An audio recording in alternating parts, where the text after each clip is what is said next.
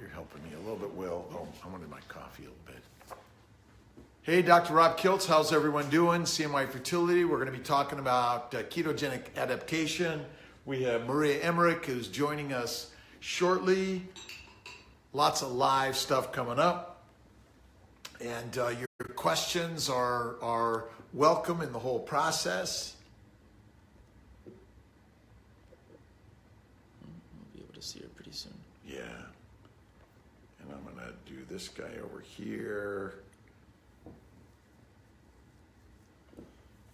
Maria, if you're there, just go ahead and drop a comment, and then we can see that you're there, and we'll bring you on split screen.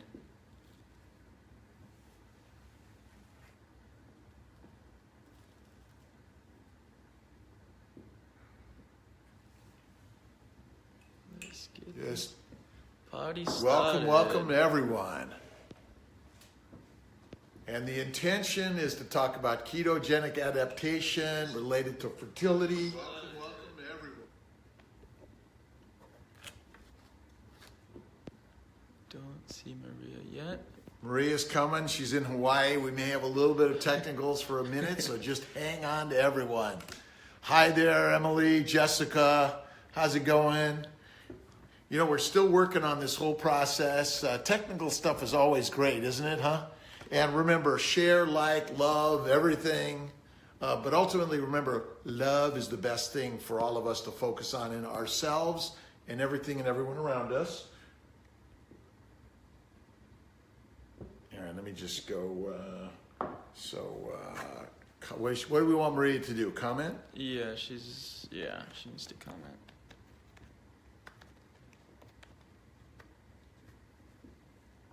We're getting there. We're getting there. And we're just going to keep an eye out for. And Maria, if you're there, we're gonna lock into Maria in just 2 seconds here. So everyone, thanks for the patience on the technical side.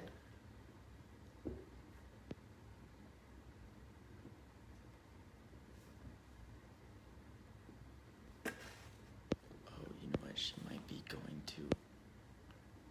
You get her on. Why don't you just get her on the line real quick, and she can. We're going to communicate directly with Maria. Hi, Maria. So sorry, we're on the CMI Fertility page now, not the CMI Healing Arts. Sorry, All right, hang on there. Penny, Carrie, hi. Beef, and more beef. Beef farmers, we're really grateful. But remember, lamb, pork, all others are really good in this diet. But remember, as a vegetarian, we're finding more and more there's. Marie's coming on in about 2 seconds here. All right. I'm assuming everyone, give us a second. Marie's coming on. All right. Hey, Maria, how you doing? I'm good. How are you, Dr. Kiltz? We're excellent. I'm here with my nephew, Will, and we've got already got about 70 to 80 people showing up and joining us. And the intention, everyone's sharing with the world. Where are you at right now? I am on the beach of Maui. You can see my little hut. I think someone slept here last night. So I'm hanging out under a tree. The beach is right over here. The water. So yeah, that's where I'm hanging out today. Or just an hour, right? So nature, how important it is to our lives. Oh my God. For us I haven't put shoes on for like days, weeks. I'm grounding today. Awesome. Well, we're really grateful to what you've been sharing, and I'm gonna really just share out how Maria and Craig, her husband, have come out with the new keto, and was this the new version of ketogenic adaptation? And maybe you could tell us a little bit about that and how you got started in this process of ketogenesis. Well, I would say how I got started is when I was about 16 years old. I went to my doctor because I wasn't feeling well at that young age, and I left with 3 prescription drugs. I left with an antidepressant. I left with an acid blocker. My doctor actually told me she gets acid reflux when she drank water, and that it was totally normal. And I was like, okay, you said so. And I was also told that I had PCOS and that was just my fate. I could do nothing about it, which I know now is a total lie. But that same week, Dr. Kiltz, I went to the vet because my dog, Tiva, she was a beautiful golden retriever, but she was losing patches of her hair. And the first question the veterinarian asked me was, what are you feeding her? I've never heard that from a doctor except for you. And you know what? We went home. We changed her diet. Her hair grew back beautifully. And I was like, wow, could food really be thy medicine? And sure enough, I changed my diet, never filled those drugs. And I like to call this the happy diet because I've never been so happy and to look back at what I was at 16. I mean, I'm getting to be in my 40s and I feel like the healthiest I've ever been. And so that's what made me start this ketogenic lifestyle. I decided right then and there that I wanted to go to school for nutrition and exercise physiology. I love sports. I always was the heavy kid in all the sport activities. So tying those two together, I loved it. I was passionate about it. However, when I went to college, I met the love of my life, and I wanted to be a mom, and he was really awesome. He's like, let's adopt kids, because he knew that was going to be my fate. So we started adopting, but he lost his job, and we pretty much lost everything, including the adoption process, which is very expensive. But you know what? Sometimes we're not listening to our life's purpose, and things happen that make us really. Oh my God. Take your time, Maria. Take your time. We really enjoyed this story. It's such a passion and emotion for all of us. We want to. But it really pushed us in the right direction because we listened to what the universe was telling us to do. And not only, my mom told me that my kids weren't born yet when all this was going on. And you know what? She was right, because my two little boys were totally meant for me. And this life, I mean, I'm just so blessed. We started writing. I started writing at the library in my parents' cabin way up in the Northwoods of Wisconsin, and people liked what I had to say. And I wrote in a non-traditional way. I write a lot of stories of what I've gone through, whether it be in my family or my life, and how to apply that to your life to make it successful. So rather than a real sciencey book, I want it to be easy for people to read. And what warms my heart is that people say they read it in 2 days from beginning to end. But that's kind of how I got started in a nutshell. Well, it is. I know you've adopted two beautiful children. The passion about family and children, and you found so much to help people. And I know when I found you, it was this attraction that was really trying to be and speak the words of food and diet and health and wellness in a simpler way, a language that people could understand, rather than such a stodgy standard American doctor mentality. I don't need to use those big words. Well, I think what we're working to do, and maybe you can tell in a short nutshell, when we talk about ketosis or ketogenesis, what are we really talking about? What keto is where you eliminate carbohydrates as much as possible. We like to joke that we're carnivores. And then you hit your protein goal. So I love having strong muscles. And so there's, you want to hit a certain percentage of your lean mass. And it's about 0.7 times your lean mass. If you want to figure that out, I can help you. I have a keto calculator at mariamindbodyhealth.com. Search keto calculator. You type in your lean body mass, it gives you your macros for how many carbohydrates to aim for, how many grams of protein to aim for. And depending on your goal, that's how you want to use fat, whether it be, if it's just for fertility reasons, you turn that fat lever up a bit. If you wanted to lose weight, you turn that fat lever down because you're going to utilize your body fat. If your body's already high fat, you will use that to make ketones. That's something that is frustratingly, that's why we wrote keto, because I used to be considered the crazy lady, 10, 20 years ago with this diet, but now it's coming out of the woodwork and everyone says you need to eat 80% fat. Well, if your body is already high fat, you want to tap into that fat storage, and you're never going to get into the fat flux if you just keep consuming excessive amounts of fat, even though you're full. Does that make sense? Well, it's interesting because what I've been learning a little bit about this is that by calories, there's more calories per gram of fat than from carbs or protein. Right. So if you're consuming a lot of fat, then ultimately you're going to be gaining. But what's interesting is when you're eating more fat, your appetite is more suppressed. Right. You feel better. Totally. And that's why I always ask, what is your goal? Because if your goal is something other than weight loss, then it's fine to turn that. Like my kids eat keto. I don't limit their fat intake whatsoever. But if somebody's body is already high fat, you will use your own body fat to make ketones. Okay? It's all about oxidative priority, which is in that book. So, but if it's for fertility reasons, you want a lot of that cholesterol because cholesterol is going to make those healthy hormones. So it depends on your goal. And I'm very direct with people. What is your main goal? Because we're going to work on that.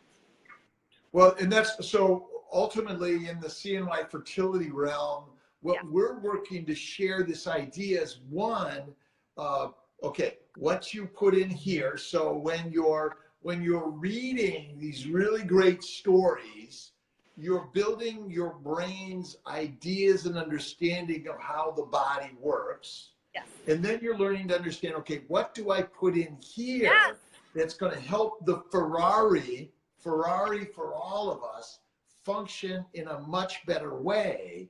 And that if we can help you conceive naturally first, and or help on this journey of whether you're doing assisted reproduction or wherever you're going. And at the same time, we're going to help with your general health and wellness, which is ultimately, if you're not successful in the fertility journey as you think it's supposed to be, know that the book is open to a myriad of opportunities, including adoption, donor eggs, donor embryos, but natural is still where we want to take you. And that's why this ketogenic adapted lifestyle, the fertile keto plan is where I'm trying to sort of get us to a point where we can understand why fat.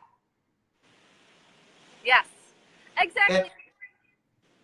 I was just going to say, for me, I grew up on a terrible diet, and I would be really, even when I was starting my journey on the ketogenic lifestyle, I'd be really good during the week, and I would be really bad on the weekends. And that's why I'm so passionate about encouraging people to not mess with their body at all, because instead of focusing on the foods that you can't have, focus on all the awesome foods you thought were bad and you can have. And when you step back and really make this a lifestyle, you could change your fate. I messed with it for too long, and that took my fertility, so I don't judge people, but I'm harsh on people because I want them to have success, and have the success they want, basically. Yeah. Well, I know you do a lot of coaching and the personal directions for individuals, couples that are going through this. because really what I'm learning this is about is how can I inspire you to change what you're doing in your daily life, and recognizing that we are all individually responsible for what we purchase at the market, put in our basket, take home, or wherever we're at, what we put in our mouths. Yeah. And what we're learning, and this is the part that I didn't even know when I started reading your stuff and before, is that we have zero requirements for carbohydrates in our diet. That just threw me, and I know my colleagues I talk to are, no way. Yep. Amazing. It is. And when people think, even here, people ask, like, if I don't eat a sweet potato, how am I going to get those nutrients? And I will show you any ketogenic food that has more nutrients than kale, blueberries, all of these things that we think have all of these nutrients in. They are found in animal proteins. And, you know, that's where they're at. And I will show you any food, especially beef liver, blows all of those foods out of the chart. And you're thinking, well, I don't like beef liver. Well, I'll tell you my secret. I don't like it either. So what my husband does is he grinds it up and he'll hide it in hamburger. And so when I make chili or hamburgers or anything with that ground beef, you don't even know that it's there. You're getting a huge bang for your buck with nutrients, but all of those charts are in the book. Well, I'm just, you have an amazing variety of books and food plans. And what I've been telling my clients is pick 5 and pick the 5 things that you really resonate and love and focus on those things, because sometimes the variety will become overwhelming.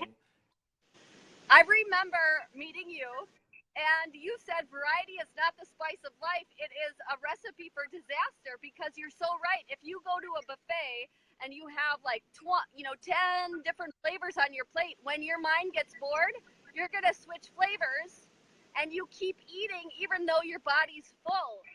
But, you know, eating a ribeye like you do for dinner, there's a point where it's like, I'm done, I'm stuffed, I'm finished. Heather's asking, I only can eat so many eggs, sausage, and bacon every day. I will not have any of that today. And so, Heather, I love food. I grew up loving food. You do not have to eat boring stuff. This is why, I mean, I have about 11 books out. None of the recipes overlap. There's so many things that you can pick from that you love. I mean, I even have popovers in there, Heather. Like, I eat ice cream every day. I think you do too, Dr. Kiltz, right? Well, and so I learned from you, but if you Google Dr. Rob Kiltz's steak and ice cream recipes, and it's all really driven from what you've shared.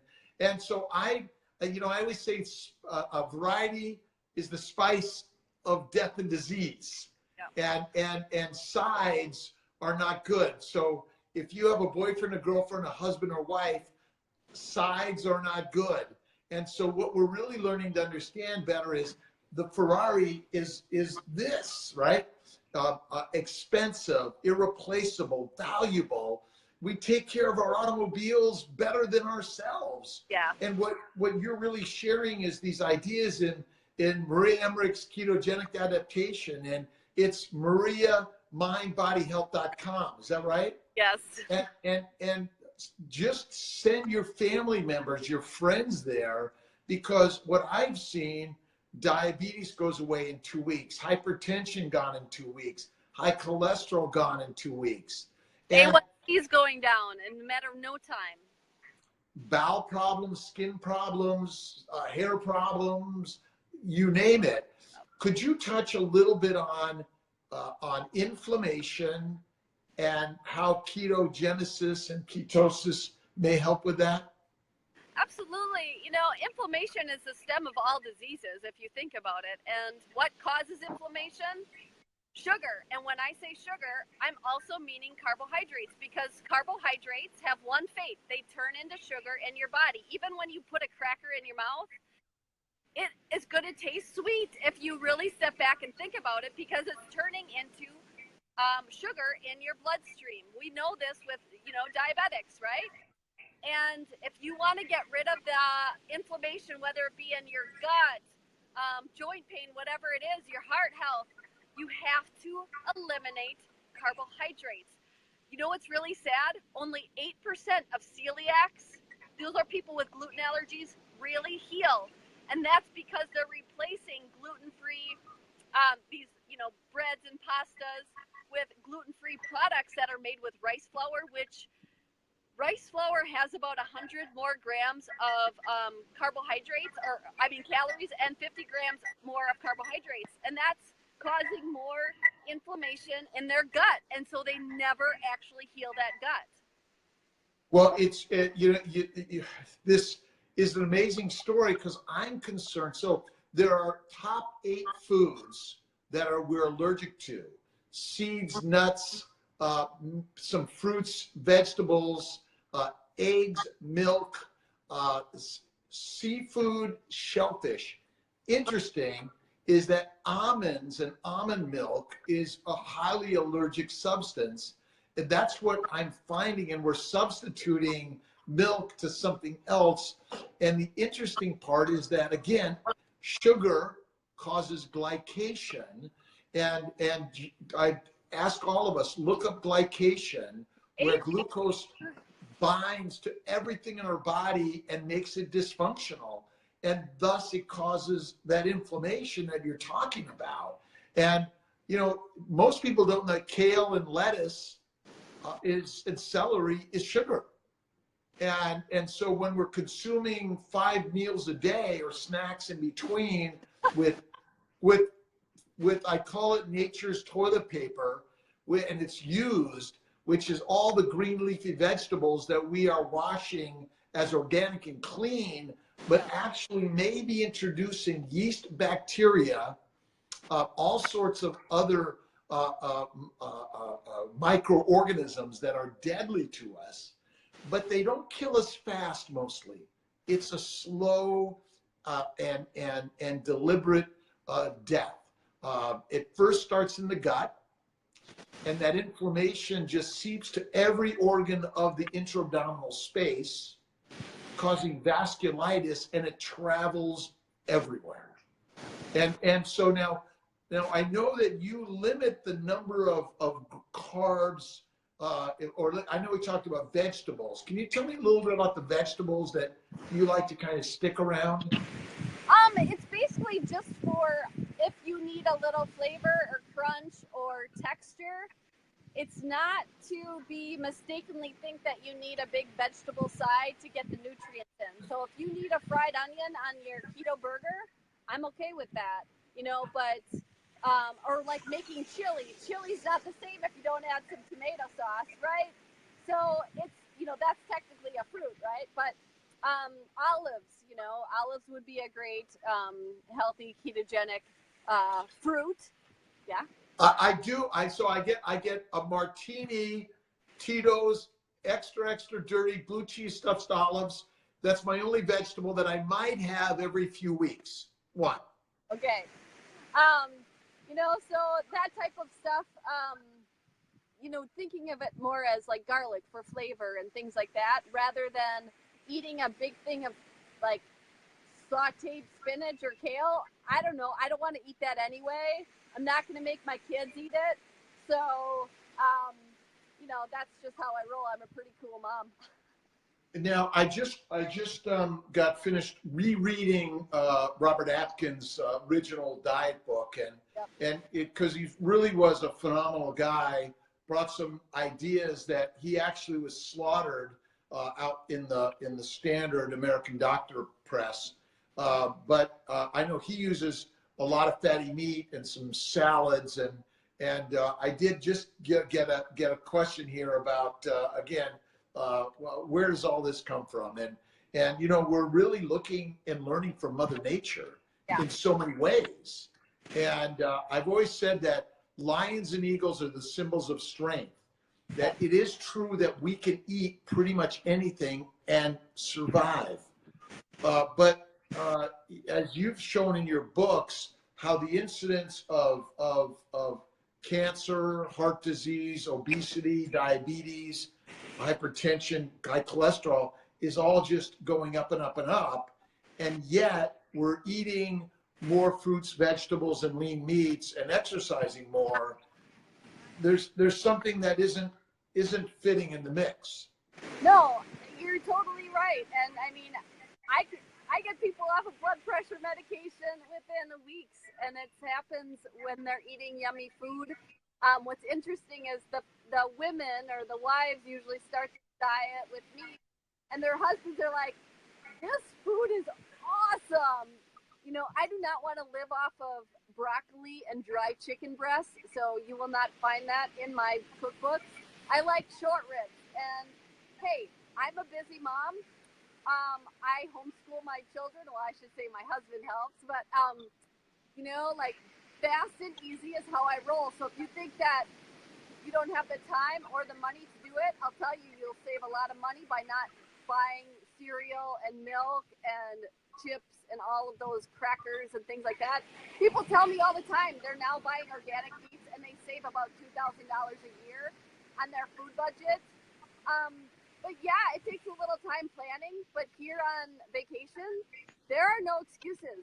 The food will be ready for dinner time. I mean, there's no excuses because this is my body, this is my life. My kids are super healthy. On the way here once, I went to, on the flight, I went to the washroom. My little boy's 7. And the flight attendant, while I was gone, asked him if he wanted a soda. Well, we make sodas out of our soda streamer, which is just fizzy water, and we add a little stevia to it. She gave him a Sprite. He never had one before. And you know what? I sat back down. That flight to Hawaii is very long, and I had puke all over me.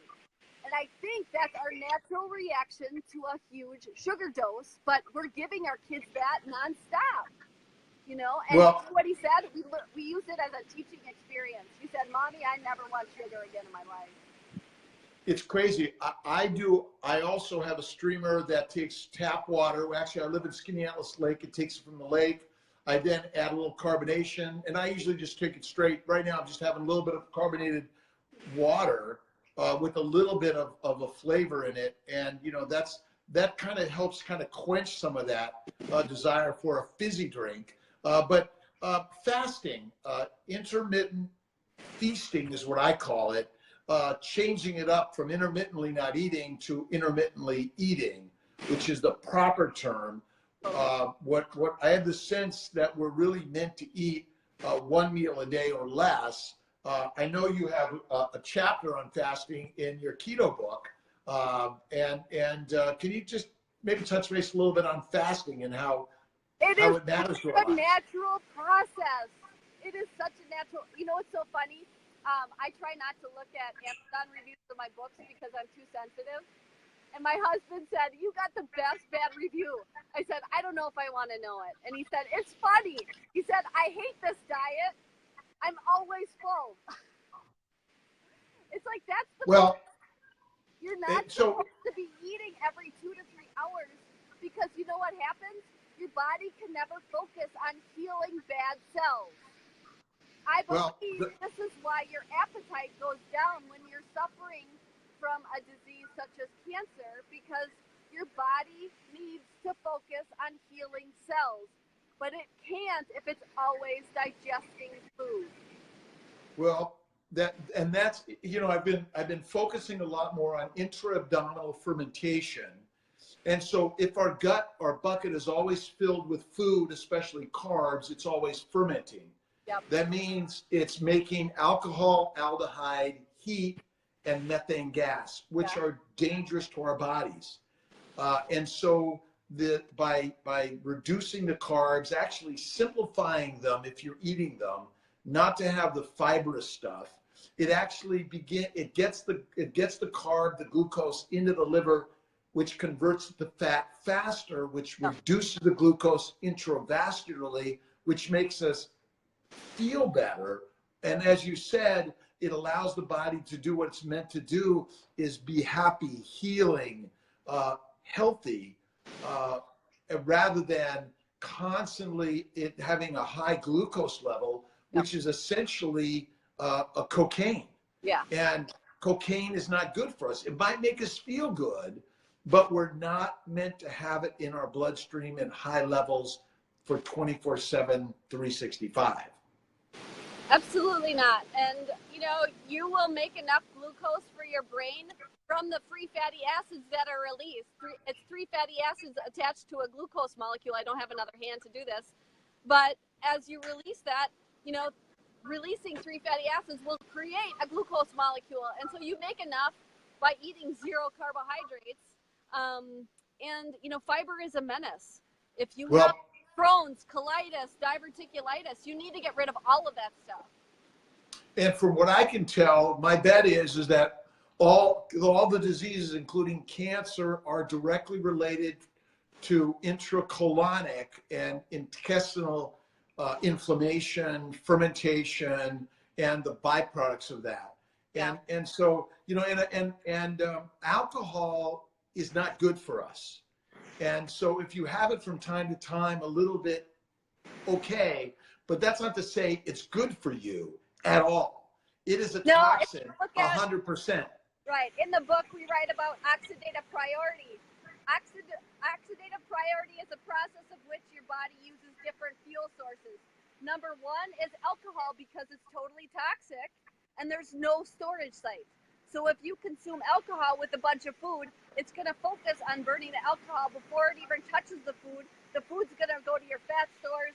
It's not a good combination. You usually overeat. You say stupid things. Cut it out. I want to get to a few questions here if I can. I know you may have answered one, and Doc Vaughn asked about, does it work in pregnancy? Yes. And it's amazing, as you say. If you look at the mammal world, mammals in general gestate for months and months and months without eating. The fat is the fuel for your fetus.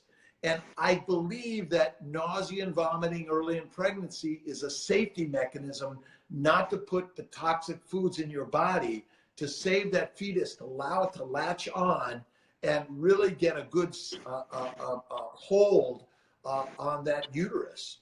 And so really, I believe ketogenic diets should be utilized throughout your life and throughout pregnancy. Right. And so many women that I work with have done both. They've had a pre-keto life with a baby, pregnancy, and then they've had a keto baby. And they said it went way smoother. They never had the morning sickness. The birth, everything went so much easier. The birth weight was healthier. That they never go back to having a non-keto baby. But yeah, I hear that all the time.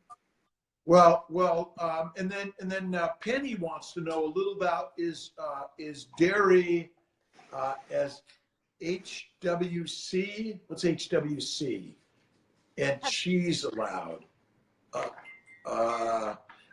Let's see. So I don't know what HWC is, but in general, what is your thoughts on dairy in this whole process? I believe she's talking about heavy whipping cream.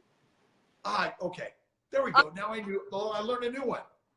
I will say that we, in the ketogenic world, you'll read that everybody's always against gluten, and how, don't eat any gluten. However, dairy is a more common allergen than gluten is. And so you could be, I'm not talking about lactose. Lactose is the sugar found in milk. I'm talking about casein, which is the protein found in it, and it is a common allergen. So if you are dealing with a lot of miscarriages, if you're not seeing the results you want, my meal plans are dairy-free. And believe me, I'm from Wisconsin. That's like blasphemy to say. It is a great saturated fat. However, there's other great saturated fats out there that you can replace for the time being to see if you do, in fact, have an allergy. My son does. He has little red bumps behind his arms, and he has seasonal allergies when he does consume any sort of dairy. And I'm talking about even organic butter. Does not agree with this little boy. It's fine for me. It's fine for many other people. But if you, in fact, are dealing with a lot of miscarriages, it is if you want to, people want a baby so bad, just cut it out for a while and see if that helps. Well, it's interesting. Dave Osprey, Bulletproof Coffee, his wife at 41 ate butter, and voila. And we know that so the cow's milk, mini milks we're allergic to. And so I generally say it's whipping cream and butter. Those are the only fats, but you may be particularly allergic to those, so you may not be able to do those. And that's where everybody. I'm not saying everybody, you know. Yes. And so cheeses, salamis, fatty meats that are cured, but you got to be careful because if they're cured with a lot of sugar, it's not good for you. But the dry aged it adds a lot of tenderness and flavor. Let's see, Heather, allergic to dairy caused me to have a leaky gut and joints inflamed. And when you talk about, so inflammation is a local, distant, and total body effect. And so repetitive miscarriages, even genetic, or I should say chromosomal abnormalities associated with egg, sperm, and embryo are quite often de novo due to inflammation in the ovary, in the testicles, in the uterus that actually damages that egg, sperm, and embryo, that causes the DNA fragmentation and damage, which causes the telomeres to have an abnormal division process and causes those abnormalities. So ultimately, the inflammation due to what gets into our body, whether we breathe it, it gets in through the skin, or we eat it, it's all getting in, and our body is constantly fighting these foreign antigens, these plant phytochemicals, the molecules that are in this variety of food that we're eating. And if the animal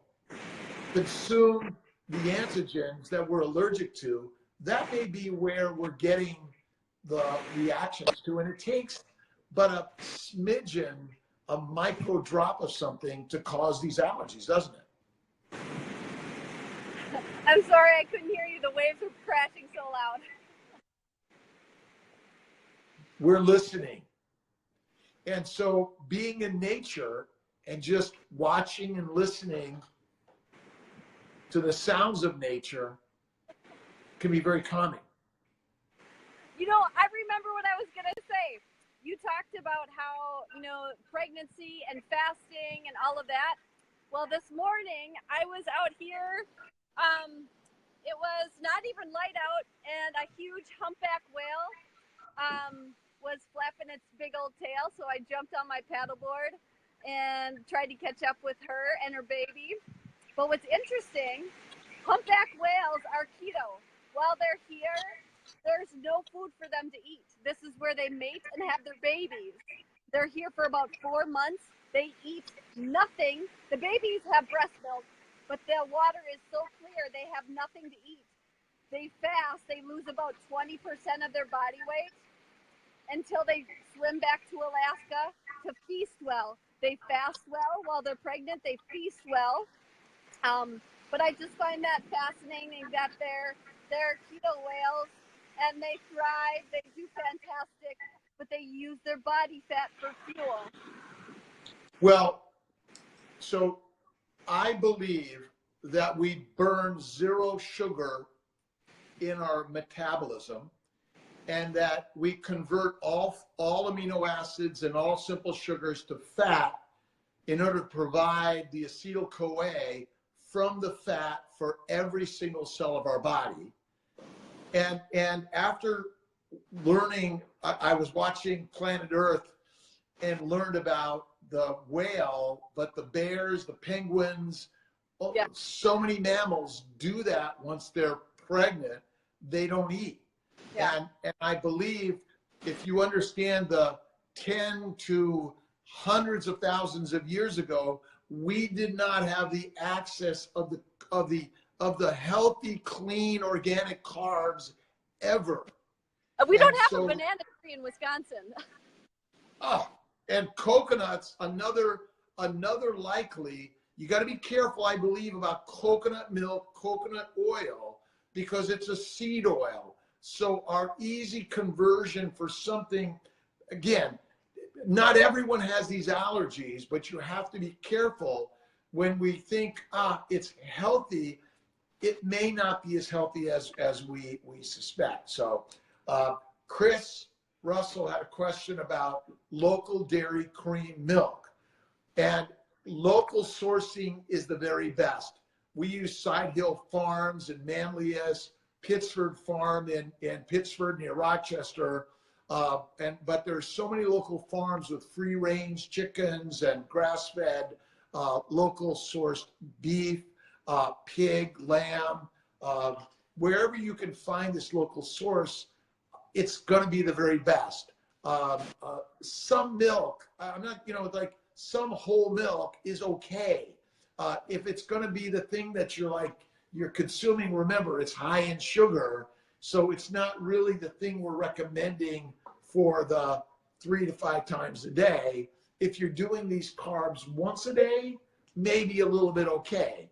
But really, we're talking about plant and food allergies is probably way top of the list.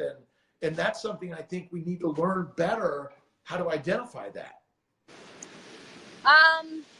If you look at our cecum, it's not like the animals that, like even a cow, living off of grass, their stomachs actually ferment that grass into saturated fats. But, we can't do that. Our cecums look more like a lion. So, and that there's a photo of that in the book Keto that you have. But I mean, I'm strict. I would never drink or recommend whole milk. Well, I agree with you, but I want to give a little bit from time to time. People consume these things, but remember the Ferrari, you don't put sugar in its tank from time to time because ultimately they're dangerous. I'm also of the concept, because you're right, these herbivores have bacteria in order to break down the carbs and simplify them so that the liver could convert them to fat. That's why the liver is like the liver is actually the most important organ of our body. And type 1 diabetics and liver failure patients can't make fat. That's why they get sick and die. And it's kind of an interesting concept that we really haven't listened to the liver enough. Any thoughts on the liver? That's the thing. A fatty liver, it should be called carbohydrate liver, not a fatty liver, because that's what's causing the damage. And if you think about like thyroid disorders, T4 is converted into the activated T3 in the liver, not actually in the thyroid. So, stepping back and realizing what's actually causing, fatty liver, it's not fat. Again, it should be called carbohydrate liver. It really is. And so heart disease and diabetes and infertility is a carbohydrate disease, is my opinion.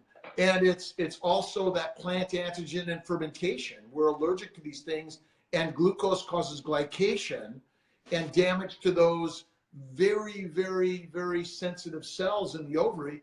And it's interesting, the thyroid gland is one of the most sensitive hormone producing glands. And so we're seeing, there's so many individuals, men and women, children, elderly, with thyroid dysfunction. Yeah, it's really sad. And even like kids having fatty liver, it's because they're drinking a lot of things with fructose, like Gatorade, juice. They're not drinking alcohol. They're just getting a massive dose of fructose that they need to cut out. In the 3 to 5 times a day, and it's really marketed to our children, adults, and Gatorade, those types of sweet energy drinks, whichever style it is really providing too much sugar. And go ahead. I just get really frustrated with people who think, my kids are really skinny and active and, they can eat whatever they want. I don't want to say no to them. In the book we write about there's skinny diabetics.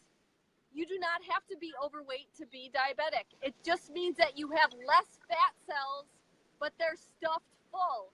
I had a 105-pound diabetic who ignored her signs so long that she's not only type 1 and she's now type 1 and type 2 because she ignored all the signs.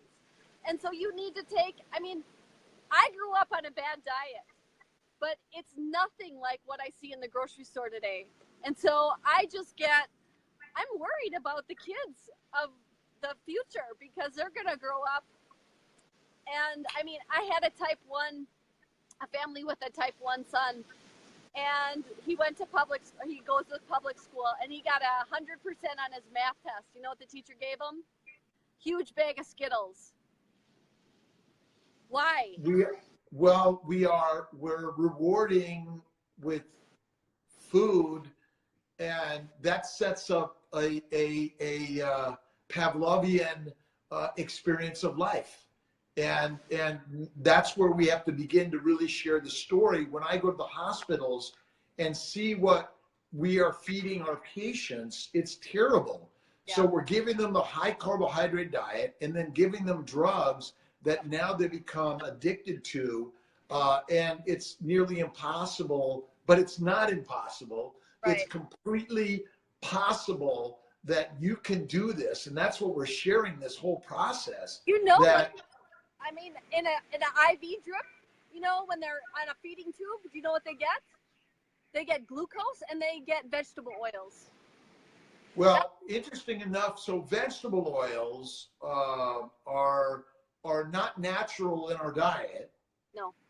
And that's so inflammatory. You want to get rid of inflammation, cut all of the vegetable oils, canola oil, all of them, get rid of them. Well, it was interesting. I just found a ghee oil. And I said, how could there be a ghee oil? And it turned out they put grapeseed oil to make it liquid. And ultimately, we're trying to take something healthy and sort of kind of hiding something else bad for us. And that's the kind of the challenge. We're really not trying to fight. Hold on, Katie. I need to address you. Katie's saying a question. I do know a lot about diabetes. The woman was type 2. She ignored it so long that she became also type 1. So the type 2 became type 1. Katie, I know what I'm talking about. Well, Maria, my sister, had diabetes type 1 since she was a 3-year-old and died of it in her 50s. An amazing young woman, and maybe that's why I'm so connected to Maria Emmerich. Maria was my mother and my sister, but I've learned so much about diabetes, and the ketogenic diet was the original healing process for a diabetic. And so between seizure disorders and diabetes, ketogenesis was the way to treat the diabetic. And so the crazy part is that glucose causes diabetes and keeps you diabetic. Right? And then the point is whether type, with type 1, an autoimmune disease, you could be born with it without, sugar causing that. So I think it's important to know that.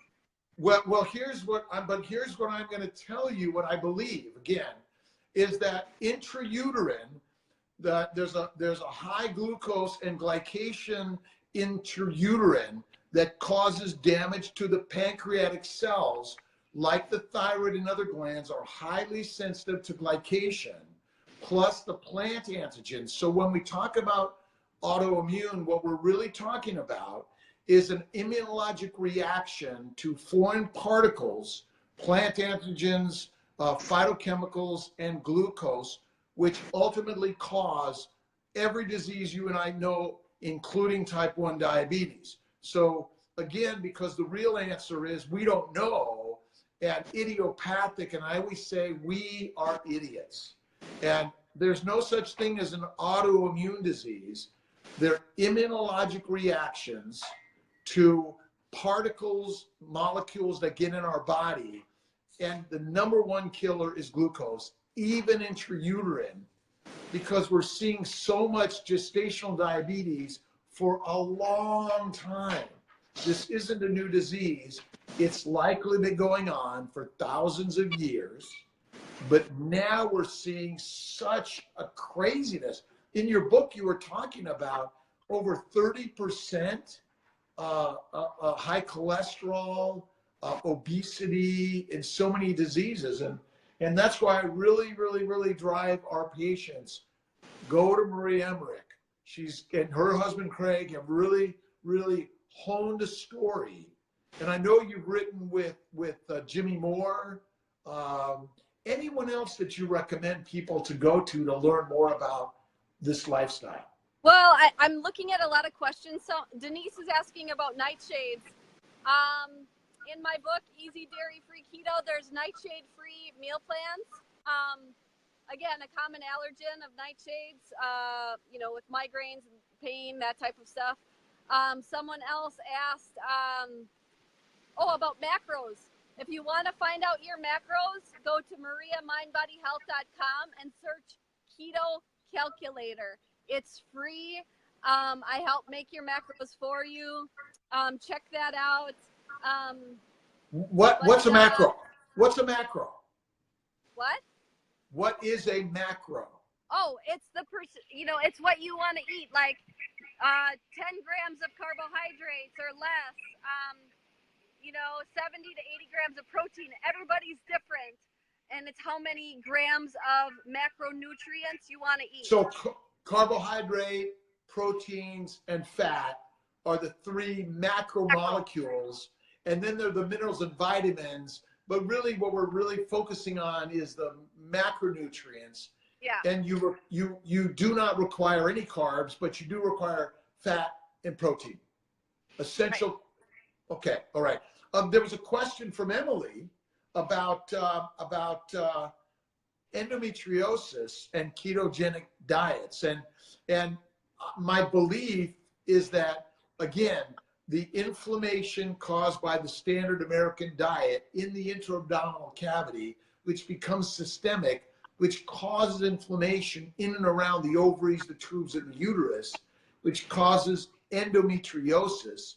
So we look at it and think it's all related to something from the ovary, the tubes, and the uterus, but it is likely stimulated by, again, food, the damage of inflammation, fermentation, and by you going to a ketogenic diet, I believe we're seeing a tremendous amount of healing, reduction in endometriosis, and most importantly, in our field, is improvement in conception and reduction in miscarriages, which is really powerful. So the Maria Emmerich's ketogenic adaptation is really I call it narrow as an arrow will hit the target every single time. Oh, thank you. Thank you. And there's so many questions going on.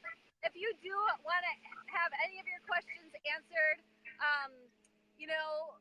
the website, mariamindbodyhealth.com, there's so much content on there about pregnancy or whatever you want. Just check it out. There's a lot of recipes on there if you don't want to buy a book. But yeah. So nightshades are a plant type that actually may have some toxic phytochemicals and some immunogenic properties that some people are more allergic to than others. And the one thing I talk about is the iceberg. And so for some people, the tip of the iceberg we see in an immediate allergic reaction, a disease that is obvious, but the majority of it is silent endometriosis or bowel inflammation or other vasculitis or other neuritis that is really something you don't even notice until it becomes clinically serious. But it's all happening at a lower level. So the consumption of all these varieties of immunogenic phytochemicals, fermentating particles, and mostly glycogenic particles are damaging process. And so this diet, I call it this Live It plan that Maria is sharing, is really something that if you're not suffering from something, you still should do it. because it's going to help reduce your risk of cancer and heart disease and diabetes, joint disorders, and all of these things. And it's quite an opposite concept.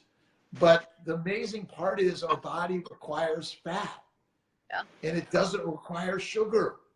Yeah. And simply looking at this and practicing it. And I always say, you do something, do or do not, there be no try. And remember, you and I are the most valuable and expensive entities.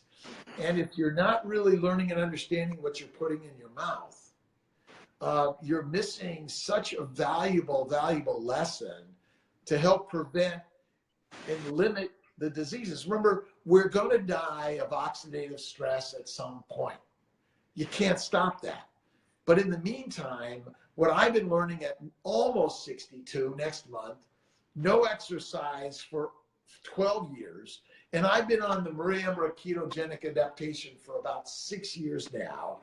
Before that, I was paleo Atkinsy, but I'm telling you, this is a home run. And I know we probably have only a few more moments. We wanted to cover this for about an hour. Go to mariamindbodyhealth.com, CNY Fertility. Maria and I are working on a book to integrate our ideas when it comes to fertile health. And we're really, really, really appreciative. What time do we have? All right. Do you want to hit on any other questions out there, Maria, or any other last minute thoughts or ideas that you want to share?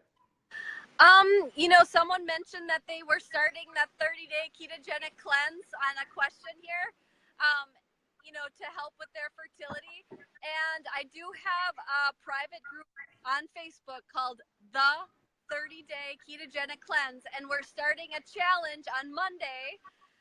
So we're all starting the cleanse on Monday. And the cleanse, I called it that because it touches on more than just food. It touches on what we're putting on our skin and all of that. So if you're looking for a support group, go to that group, click join, I'll approve you. And I answer all your questions there, and we're all doing it together. So check out that group. I think it helps. Sucralose is bad, yes. And in my opinion, all the plant fake sweeteners, I say really no. So we got to be really careful about that. And in my opinion, if you're going to use sugar, use real sugar, sugar cane. We're going to agree to disagree there. Again, in my opinion, because it's closest thing a little bit from time to time. That's what I put in my ice cream. I believe a little bit. But remember, if you're challenged with diabetes or hypertension or any of these diseases, you want to go to the Ferrari fuel. Okay? I'll give it up to Maria. Well, someone's asking if you could post a link to the group. Maybe Will post a link, but there's also a CNY Fertility Facebook ketogenic group. We're really working to link our teams because we're sharing the story, and there's a bigger story because first, everyone's trying to prevent fertility, and then they've done that for so many years. And I talked to one of my clients earlier today, 20 years on the birth control pill, and I'm telling you, those things can be very dangerous for us. Yeah. And so now it's, you try so long not to get pregnant. Now you're fighting to get pregnant. And now the next level is, how do you take care of your pregnancy, your children, your family, to live without all these diseases that we require. I call it from the farm to pharma. The foods that get us sick require the pharmaceuticals to make us better. In between, it's our misery. Yep. How we doing, Will? Good. All right. It's 3. Maria. Trying to type in a comment here because everybody is asking, but you have to write in the. I can't do it, I guess. You have to type the THE 30, like the number, day ketogenic cleanse. because I'm seeing a lot of the questions that we already covered. Like, can I have keto while pregnant? We talked about all of that. So, yeah. And remember, listen, and this is we're not here to claim this is bad, this is good. We're here to share a story. If you're suffering from something and you want to make it better, here's some ideas that, as a physician, I was taught completely opposite. And we know that so many people are suffering from the standard American diet. And I know in your book you talk about Ansel Keys and you talk about the Inuits and how our ancient food methods were far more healthy. So, so check out Maria, mindbodyhealth.com. Dr. Rob Kiltz at mindbodysmile.com, cnyfertility.com, and we're really helping. And we'll see you soon, Maria. Your best to your family, and thank you to all. And thanks everyone for sharing your thoughts and ideas. God bless. Absolutely, and I just got a notice that my phone's gonna die. I have 1% left, so. All right, Maria. God bless you. Thank you all. Bye. Bye.